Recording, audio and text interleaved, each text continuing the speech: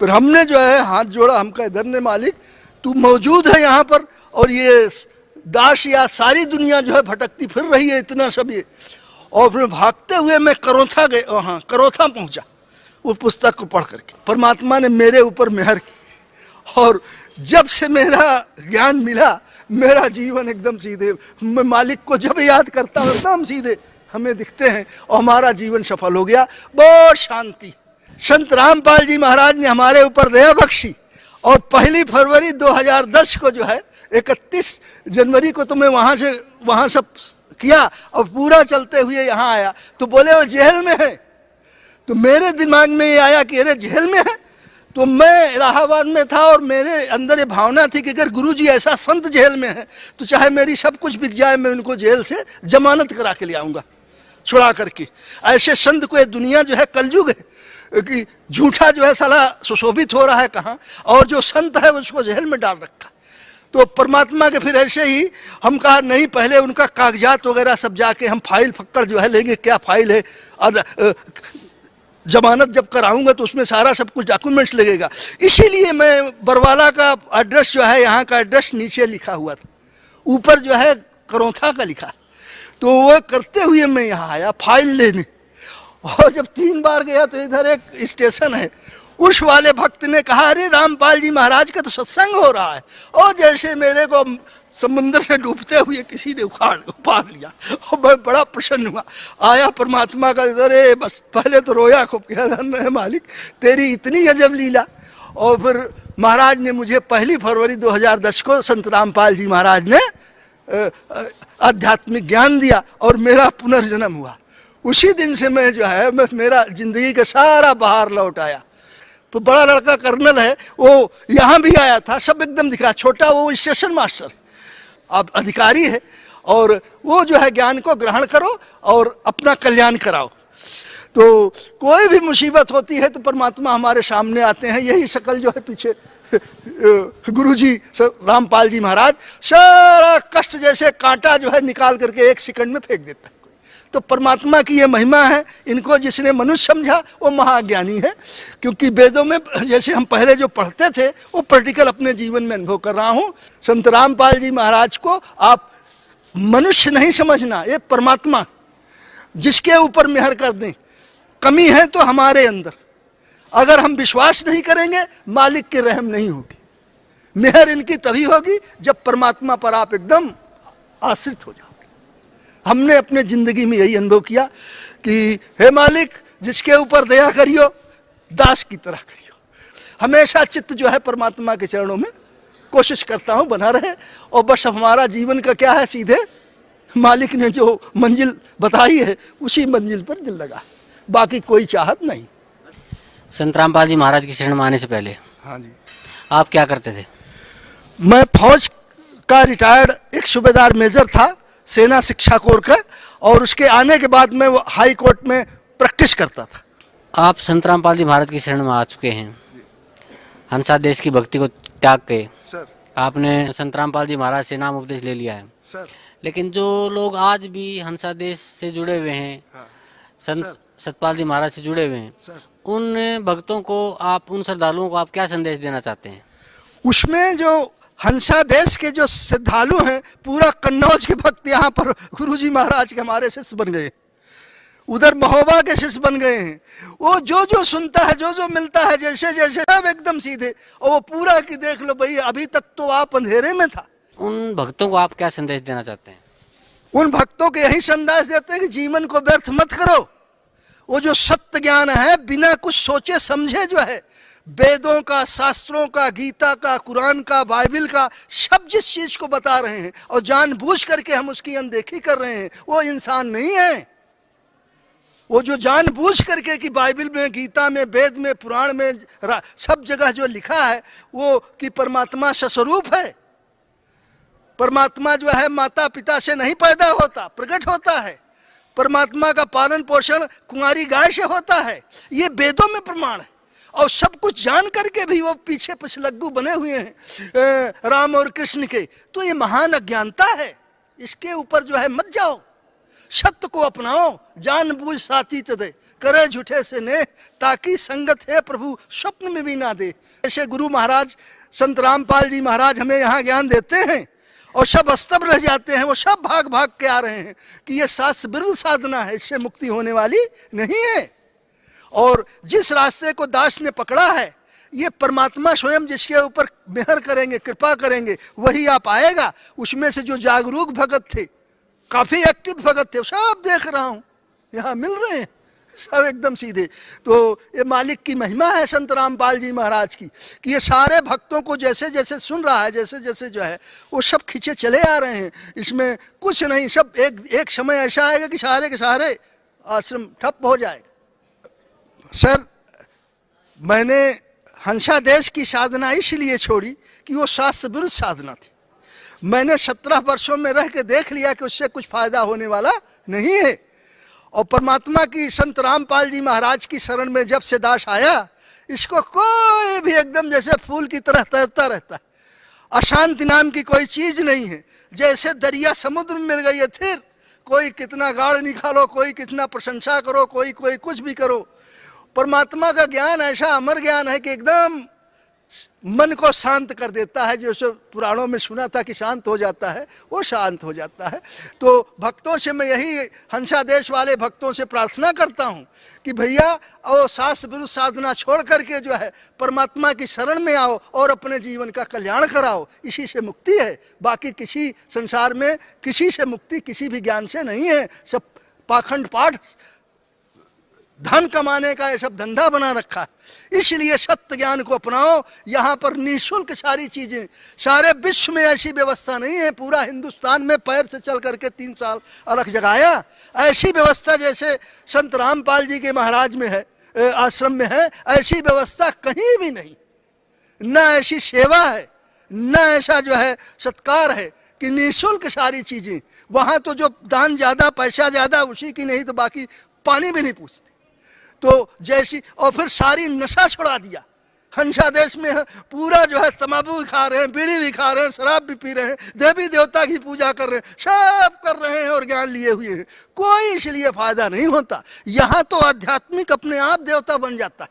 संत रामपाल जी के आश्रम में जो आ गया, उसका पूरा परिवार जो है, समाज जो है, जहाँ उससे संबंध होता है, सब सुधर जाता है। क्योंकि नशा, धूमपत्ती, शराब, गांजा, भांग, दहेज, इसी चलन को देखते हुए हमने किसी बच्चे के शादी में, ये तो पहले ही ज्ञान था क्योंकि अधिकारी थे, तो हमने 1 रुपया दहेज में लिया है। डीआईजी हमारा समधी है, मगन पांडे, उत्तर प्रदेश के डीआईजी थे, वो हमारे समधी थे। 1 रुपया। तो ऐसी चीजें हैं ये चीजें। और ये यहाँ पर शर्त में लिखी जाती है, किसी से दहेज नहीं लेना, ठगी नहीं करना, जुआ नहीं खेलना, और ये किसी को पैसा दान नहीं देना, नहीं तो शराब पी के जो है औरत को मार डालेगा। फिर जो है ये चोरी जारी नहीं करना, सारी लड़कियों, माताओं, बहनों को बेटी, माँ और बहन की तरह समझना। तो जो सदाचार की शिक्षा जो है, ये पूरा देश सुधर रहा है, समाज सुधर रहा है। तो जितने भक्त बने हैं, बिटिया की शादी में दहेज न तो बेटे की शादी में लेना है, न बेटी में देना है, और अपने आप समाज जो है ऊपर उठता जाएगा। तो ये जो है सब तरह की समृद्धि का, सब तरह के आध्यात्मिक ज्ञान का, सामाजिक ज्ञान का वो जो है उत्थान हो रहा है इस आश्रम में। ये मंदिर है, मंदिर से क्या, मंदिर तो पूजा का स्थल, ये तो जागृत मंदिर है, आत्माओं का जागृत मंदिर है, जहाँ आत्मा का उद्धार होता है। तो संत रामपाल जी महाराज ने जो समाज सुधार का, जो समाज के आध्यात्मिक उत्थान का जो लिया है, ऐसा बिरला ही परमात्मा कबीर साहब किए थे। बाकी जितने बीच में संत मंत हुए हैं, सब ये पैसा कमाने के लिए, ढोंग करने के लिए, नाम, अपने नाम की वृद्धि के लिए, मान के लिए इन्होंने सारा संतपना दिखलाया, सारा जो कुछ किया सो किया है ना। लेकिन जैसी अभी कलयुग में जबकि घोर अत्याचार, घोर जो है चारों तरफ अन्याय हो रहा है, भ्रष्टाचार का बोलबाला है, ऐसे समय में हमारे सदगुरुदेव ने जो समाज के उत्थान के लिए जो नियम बनाए हैं, ये आदमी के सोच की परे है। ये परमात्मा ही का है जो स्वरूप होगा, उसी का सोच हो सकता है। ये मानव के सोच के, बुद्धि से परे की बात। तो जो इसको समझेगा, जो इसको जानेगा, वो वेदों को, शास्त्रों को सब जब देखेगा, तो सीधे एक क्षण रुके हुए ही बिना दंडवत प्रणाम करके शरणागत हो जाएगा। सर, संत रामपाल जी महाराज से आपने जो नाम उपदेश लिया और उनके सानिध्य में आप भक्ति कर रहे हैं, उस भक्ति का आपको क्या लाभ मिला? सर, हमको पहला लाभ तो मेरा हार्ट का ऑपरेशन था। मेरे हार्ट का ऑपरेशन था और मेरा एक्सरे, मेरी ईसीजी और तीनों लिख दिया कि अगर इसका 100% ब्लॉक है हार्ट, सेंट्रल लाइन, लेफ्ट वाली 90%, बाई वाली 80% और 75%। बोला ये मर जाएगा। और उसी समय धड़ाक दे चेक पेक बना करके कर्नल हुसैन साहब ने जो है मेरे को ऑपरेशन के लिए रिफ़र कर दिया, लेटर दे करके। हम यहाँ से ललितपुर का भगत दशरथ भी गया था हमारे कुटिया वहाँ पर अस्पताल में, और जब हमने देखा वहाँ सब कुछ, तो हमने एकाएक मेरे मन में प्रेरणा आई कि जिस हृदय के अंदर हम गुरु जी का परमात्मा का दर्शन करते हैं उसको ये प्लास्टिक लगा देंगे, ऐसे किसी ने। और फिर मैं प्रभु के दर्शन कहाँ करूँगा। और मैं आया, दशरथ भी आया लखनऊ वो करके, तो बोला खून अभी पतला हो जाए, इसको ये दवा मत खाना साहब। हम कहा ठीक। आया और फिर एकाएक प्रेरणा मुझे हुई, ऐसे महाराज हमें परमात्मा हमारे गुरु जी महाराज सीधे ही ऐसे हाथ करते हुए हमें दिखे।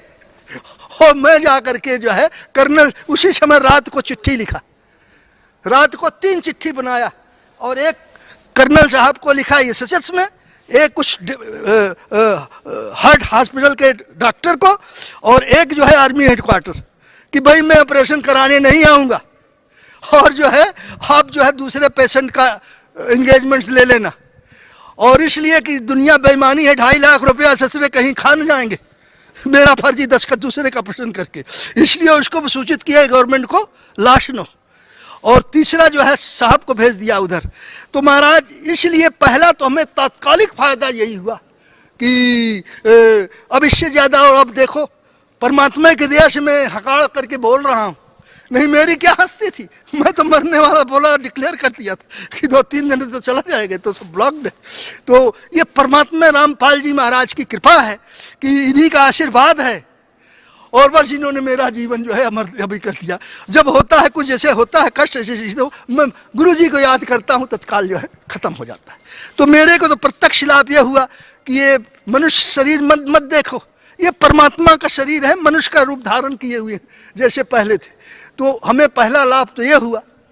तो यही जो है अभी कुछ भी पड़ता है, कोई भी जैसे स्टेशन पर रिजर्वेशन के लिए, नहीं तो अरे बाबा तो वेटिंग लिस्ट इतनी, चलो आपका रिजर्वेशन करता हूँ, मैडम बोलती नहीं नहीं ठीक है, वो रिजर्वेशन हो जाता है। तो मेरे को जब भी हम सच्चे एकदम सीधे गिड़गिड़ा के रोके, पर उसी दिन रोया जब दर्द हुआ, सीधे हमें महाराज हम कहा दवाई में खाऊंगे, हो नाम सतनाम जैसे प्रभु जी ने बताया है, हो बस बैठ करके जो है रजाई ओढ़ करके बैठ करके अपने आसन पर, और दर्द जो है सही हो गया। मैं खर्राटा बांध के नींद जो के सोया, फिर 3:30 बजे उठा और एकदम सब सीधे।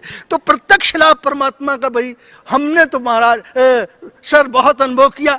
अब यही है कि मालिक जैसी मेहर इस दास के ऊपर हे गुरु जी महाराज आपने की, वैसी ही मेहर जो है संपूर्ण भक्तों पर जो आपके शरणास्थल हैं सब पर करो।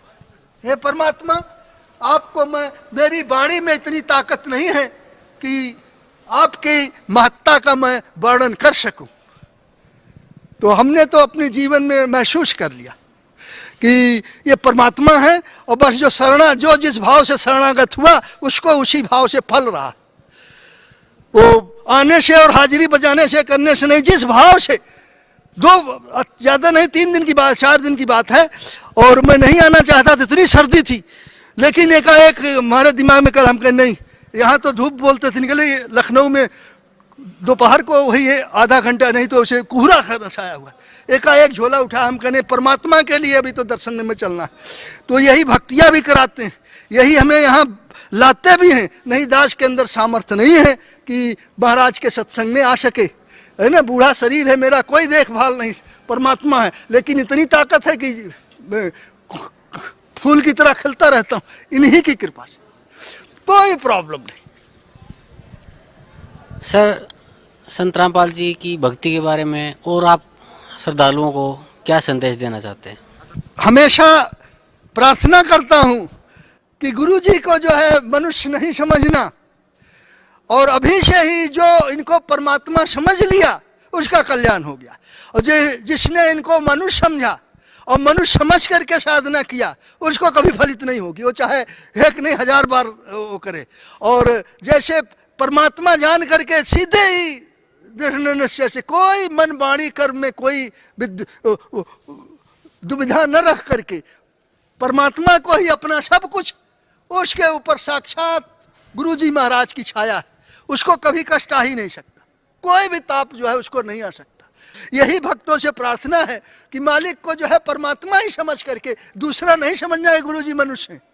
और बस देख लो, बाबा को मैं देखता हूँ तो पिछले साल अभी देख रहा हूँ तो तबीयत खुश हो जाती कि ये परमात्मा ही काम है, आदमी का काम नहीं है बरकरार रखना, किसी देवी देवता की शक्ति नहीं है उसको जीवन दान दे सके, सिर्फ मालिक के ही ये सारी शक्ति निहित है, बाकी किसी को नहीं है। माँ जी धन्यवाद, आपका बहुत बहुत धन्यवाद।